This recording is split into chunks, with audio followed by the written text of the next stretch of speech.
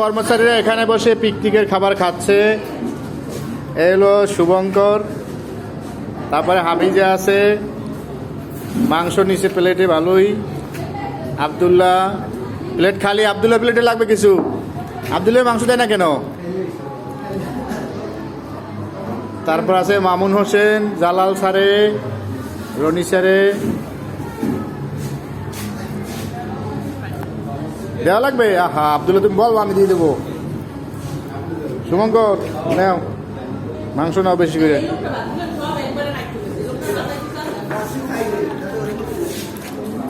ও সাদা ভাত খায়? হ্যাঁ হ্যাঁ, পোলাও রেখে সাদা ভাত খায়।